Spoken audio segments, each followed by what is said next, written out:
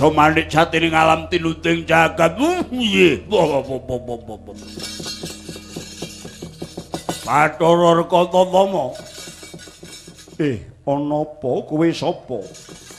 Wis sumurup marang aku kaya sipating jim. Ya. Ratuning jim saking Pirngon Prabu Baliya. Bener kowe tungguling jim Rekatama ingkang wasani segara. Ora kleru. Aku Sang Hyang Rekatama. Iki anakku wadon Dewi Rakti. Walah wah kuwi to piye-piye nduk. Ayumu. Wah. Wah, mripate pendeli tepe tumenging tawang. Idep ora dipasangi kok semono. Wah, diawani nyeret diek. Nyelekenting munggah. Wah, alise nganggo dikerok bareng. Teruske nganggo angus sret. Wah. Iya. Telapukane diwenehi jeblok. Ayu tenan nujum. Nun. Ayu rate. Nggih, sae. Yo. Mbok marep yo marep rono yo, Dik. Pripun? Wong marep rono aku arep roh pokonge, Dik. Tak sawang saka kene. Wah, ketok le menol te. Wah. Kuwi upama dingenekke. Panjenengan niku wong kandrung yo ngene iki, Dik. Ora ngubengake jontra ketekan wong edan. Sang Prabu saka negara Pirngon. Oh. Apa sedyamu dene temeka ning dasaring segara? Iya. Teka kowe kene aku kepengin ngrabi anakmu wadon jenenge Dewi Rakti. Ya kuwi sing ana sisihmu kuwi. Ora sah datang nganggo tetembungan samudana ngebon-bon esuk utan-utan sore kesuwen. Entuk apa ora anakmu dadi bojone? Tetungguling jim saka Pirngon Prabu Baliya. Jagat Dewa Bathara. Tuntanguning samudra nglangut. Tanpa pagut len kanang akasa. Nduk, anakku wadon Nini kowe nyang pepungkuran. Nyang pepungkuran tak adepane iki. Nini kowe ngaliya.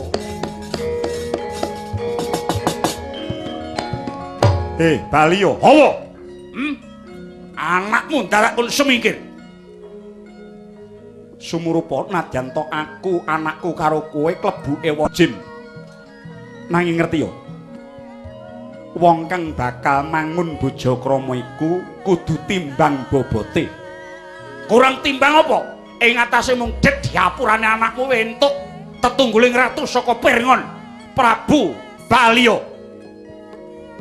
Kurang timbang bobote nggon ngendi?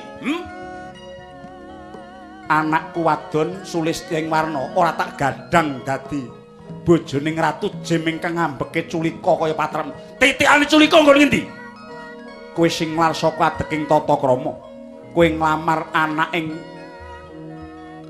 Sang Hyang Rekatama, lah kok dadi ora nganggo watak wantuning tata krama. Kuwi mertandani yen to kowe kuwi suwijining titah ingkang ora ketrima uripmu. Cetha yen to uripmu adoh saka ing panembah. Raja Baliya. Yen kena tak pinggaki becik milya dalan rahayu Baliya. Kowe Baliya. Aku suthik duwe mantu. Jim jahanam kaya dedapuram. Wah kok kian sangap yang satelek. Ora mbok elit. Anakmu ora mbok pasrahke nyang aku. Aja takon dosa. Tak rusak kayanganmu.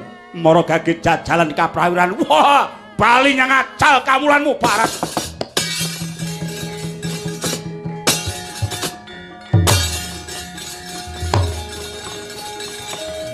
Hon. Ha.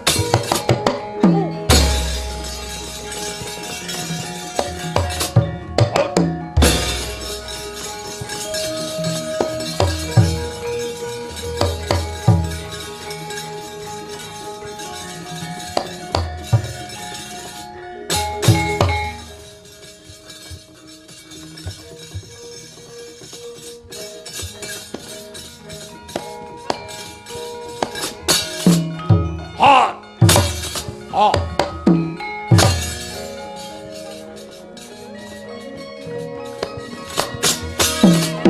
Hot. Hot. Wah.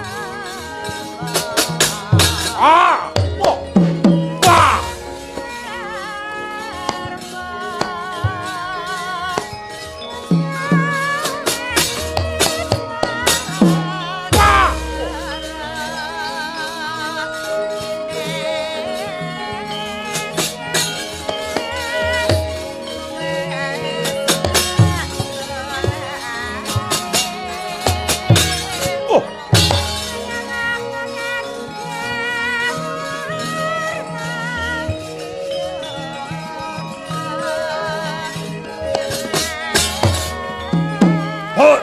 Hot. Wah. Wah.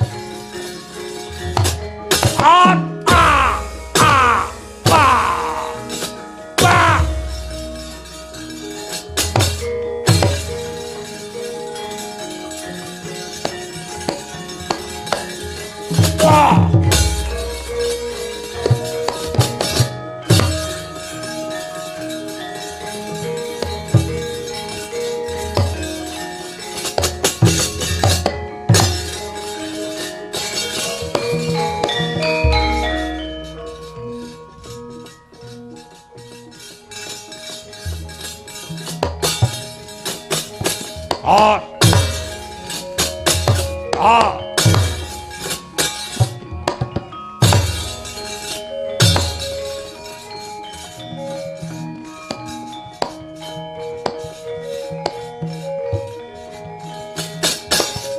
Wah.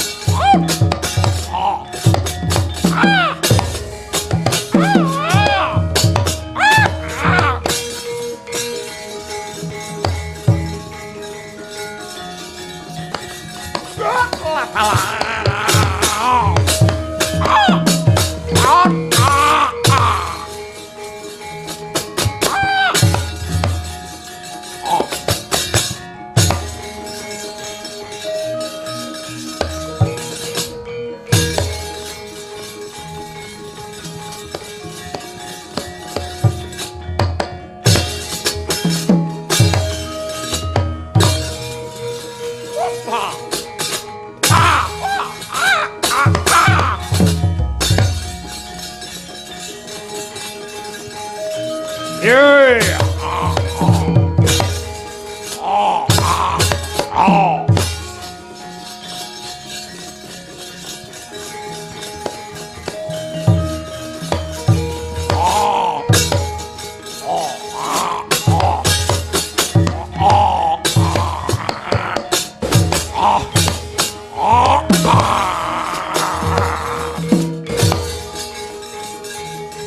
Ya welu trak tak bila gitu belah tak tung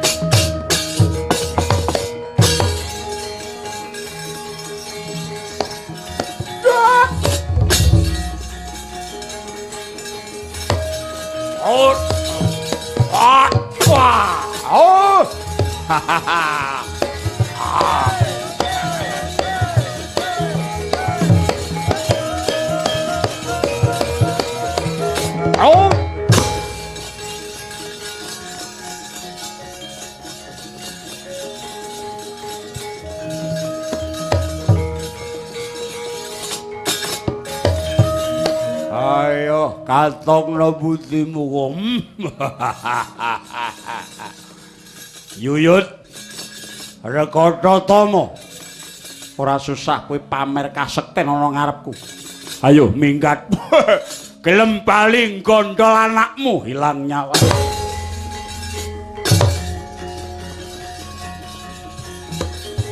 Out. Ya.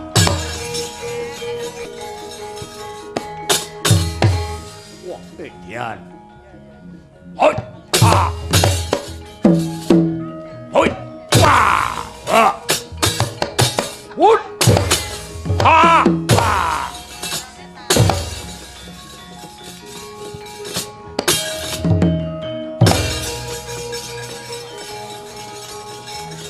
Ayo, katokno butimu, Barat.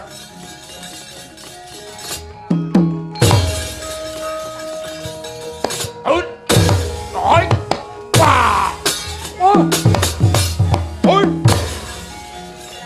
Oh.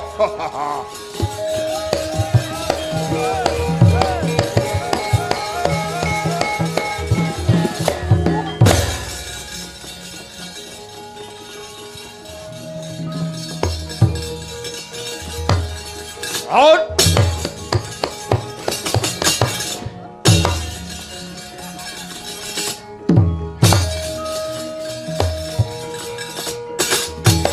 Whoa.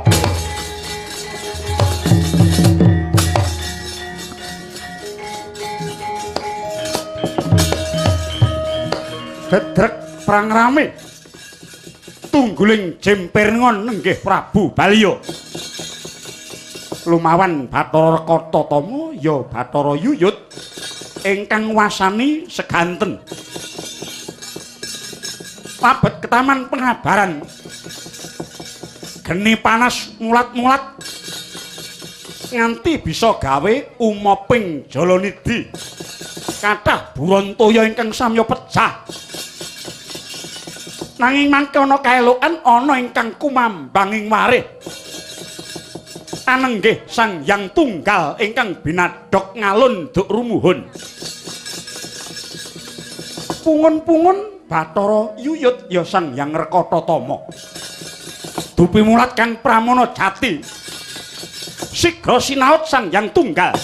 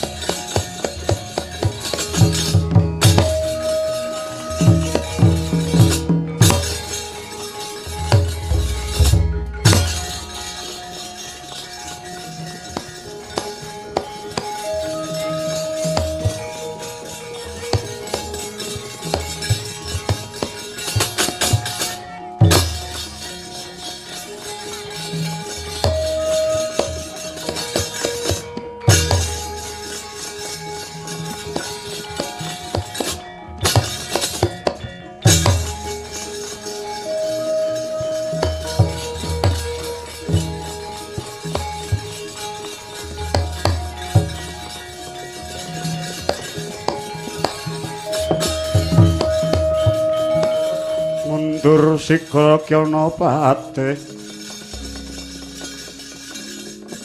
ngundhangi wadyanira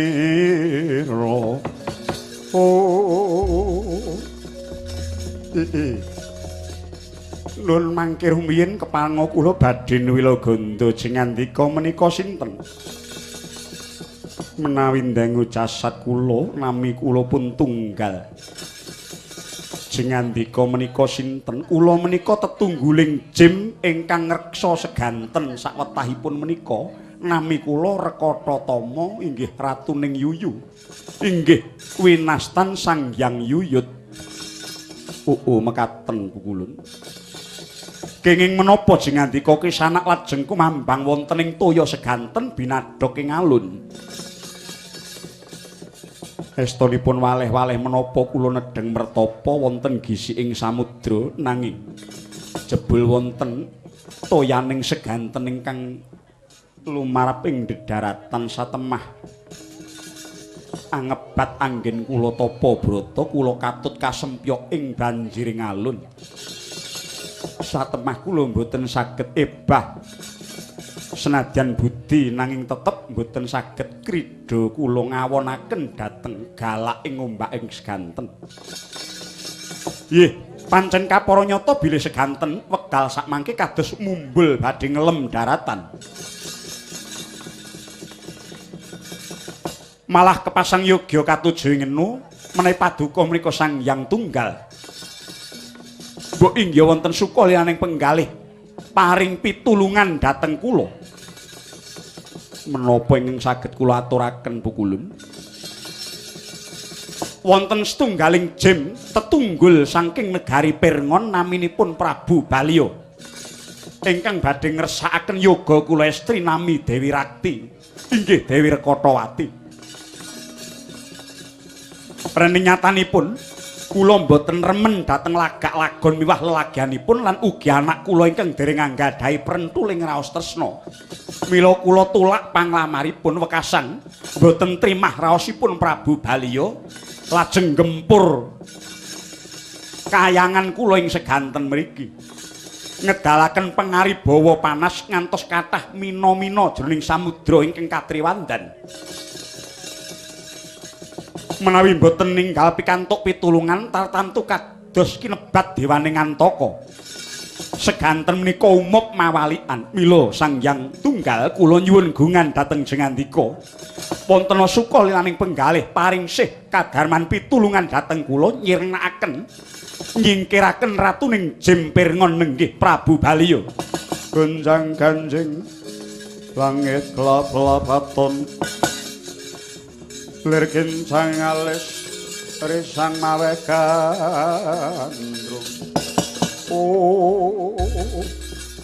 Inggih Pukulun, menawi tetela mekaten jumbuh kalian pitulungan paduka dhateng jasad kula. Sampuna paduka Pukulun mitulungi dhateng kula, mesti kula kewala sampun wangsul dhateng ajal kamulan kula. Rening kula sampun ugi nampi pitulungan sih kadanan paduka, kula badhe nyendikani dawuh paduka. Kula aturi lenggah sekeca kula ingkang badhe ngendharat mestakanipun Raja Balya.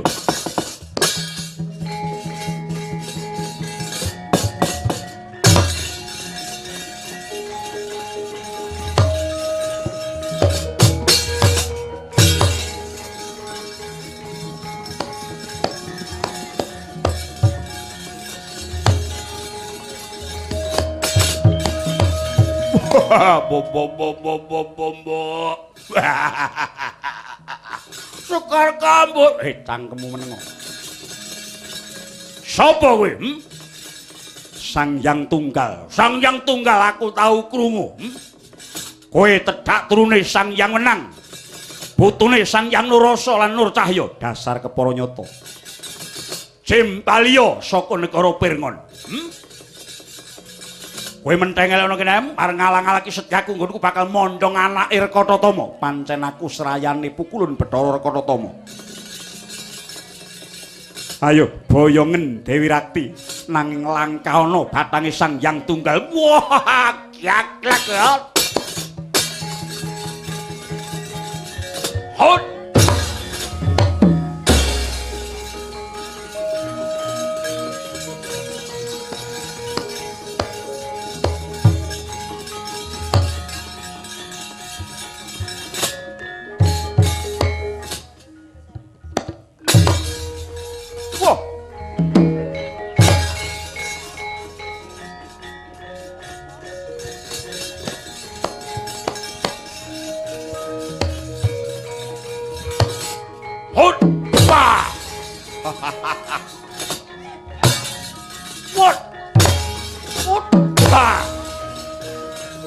Uta. Uta. Yo. Yo.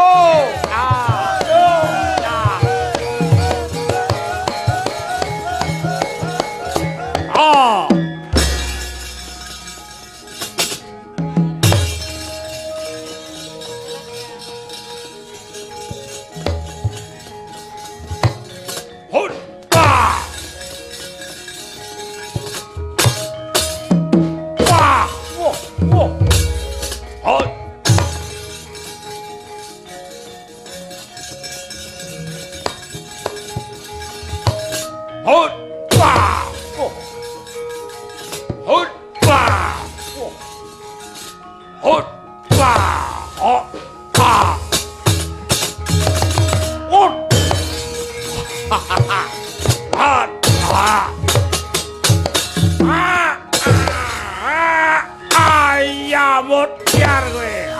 Ayo le.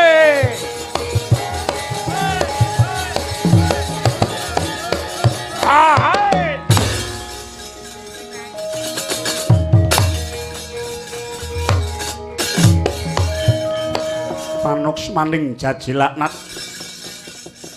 Raja Bali apa apamu isih urip parat. Sumurupa Sang Hyang Tunggal dudu wingi sore. Aku wis mangan gempalaning jagat iki. Apa apamu? Ora sranta atiku pengin boyong calon bojoku sing menor-menor. Lepasi jemparing dadal tak sembah 10 tahun kowe paras.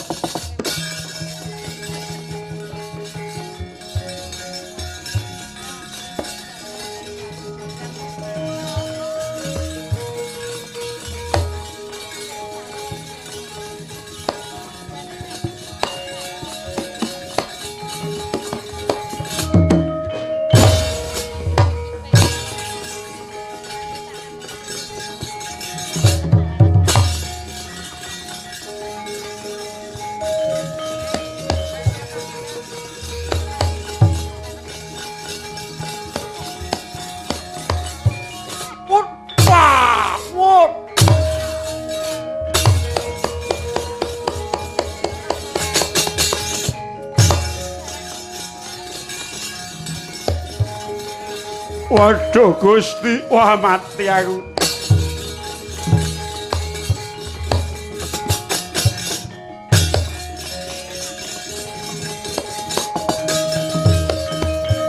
Waduh Gusti Prabu Balya ngemasi. Kanca rowang para jim. Ayo padha lunga negara Piringon Sebedah. Mapana ning negara Ngajrak kuwi papaning jim. Sendika monggo, Raden.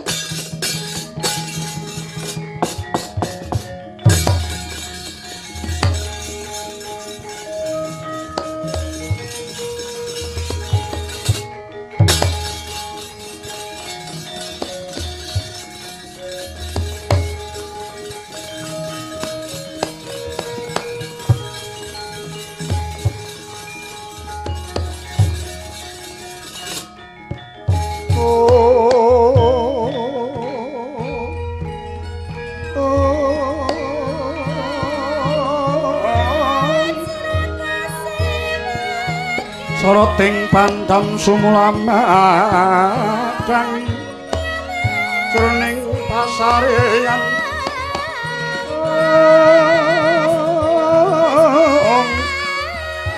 kenani wadana katon lemu kalingan ngrangan tiah manahen kong sumungkem kuling om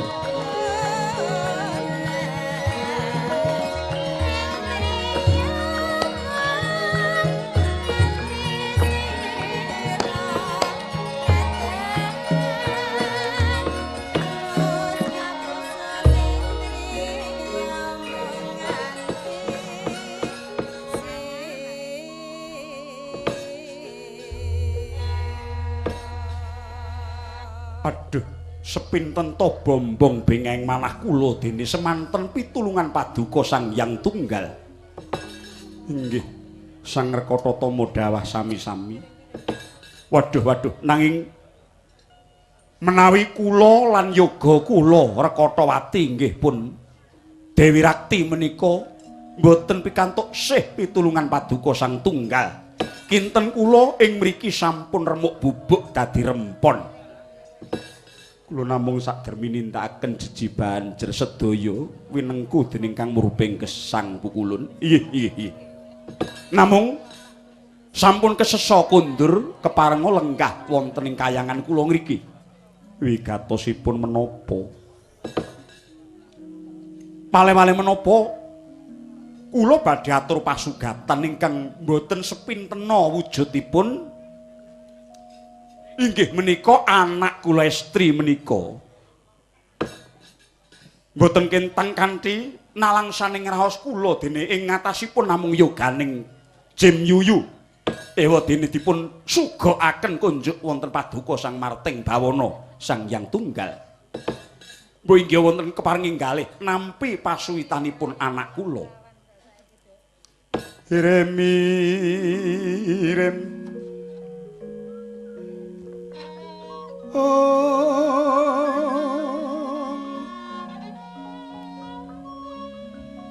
kembang papang teratebang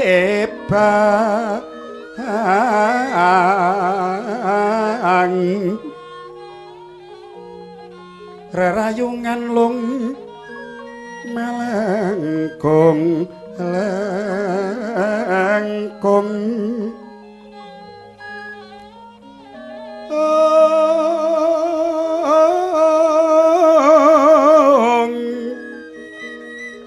tumlung rumambating liyan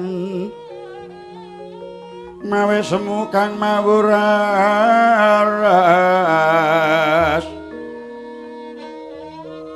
karya sengsem kang tumingal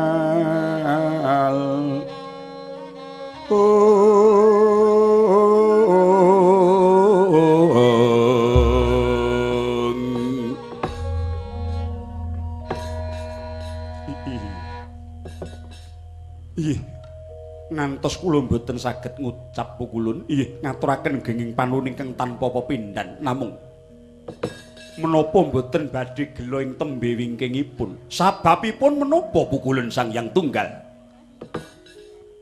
estunipun kula menika sampun mboten jaka malih lho liripun kula sampun gadah bojo inggih menika Betari Darmani atmajanipun Sang Hyang Muni.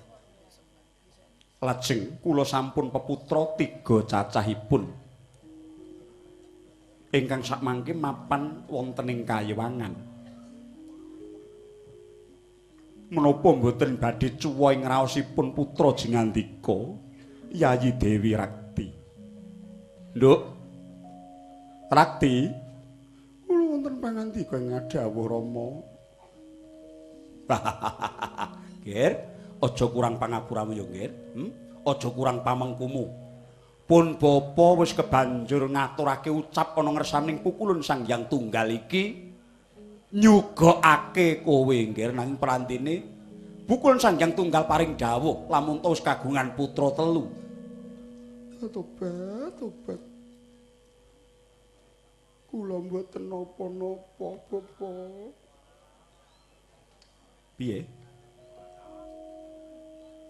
Diwayuh dasare sing ngepek bojo kowe wis kagungan putra 3 cacahe. Apa menika lho Bapak, mboten menapa-menapa.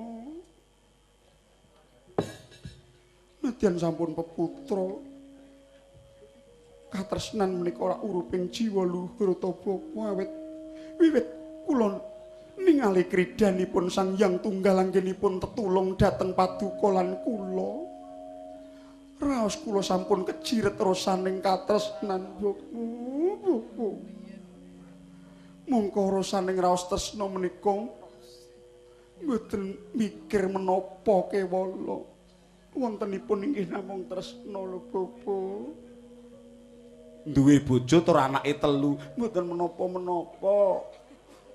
Saestu. Malah menawi ngaten menika rak malah sampun wasis dhateng kridaning sanggama to Bobo. Anakku nggih, anakku wong ayu. Dadi kowe gelem dipek karo Sang Hyang Tunggal. Kenging menapa kok mboten purun Batobat? Priyantunipun nggih dereng sepuh iki. Tasih ganteng iki terus ngaten. Bah bagus bah. Kok omonganmu iki kaya wong endi yo? Bah beh. Bobo. Kowe gelem tenan ini? Inggih ngestaken dawuh Batobat. Bukulun wonten menapa? Anak kula sampun sumadya nadyanto kamaru lan paduka sampun kagungan putra 3 cacahipun nanging mboten dadosaken sabab anggenipun anak kula badhe leladi dhateng sing ngandika Bukulun. Sang Dewi apa temen kabeh mau? Inggih. Piye? Aku rapati krungu. Mbok nyedak to, nyedak. Nyedak lho. Apa menawa kula isin, dadak isin barang ayo, nyedak. Piye wong ayu? Batobat Bukulun. Nuwun dawuh paduka kula sagah leladi dhateng paduka Bukulun Sang Hyang Tunggal. Batobat lahir tumusing batin inggih lila tenan. Inggih saestu. Lah mbok kula dipun boyong wangsul dhateng kayangan dipun dadosaken setunggal griya kalian mbok sepuh kula nggih mboten menapa-menapa Bukulun. Wong ayu tenan. Iya. Bukulun. Wonten menapa Bukulun? Kula ngaturaken genging panuwun. Menawi mekaten dinten menika kula dhawuhaken.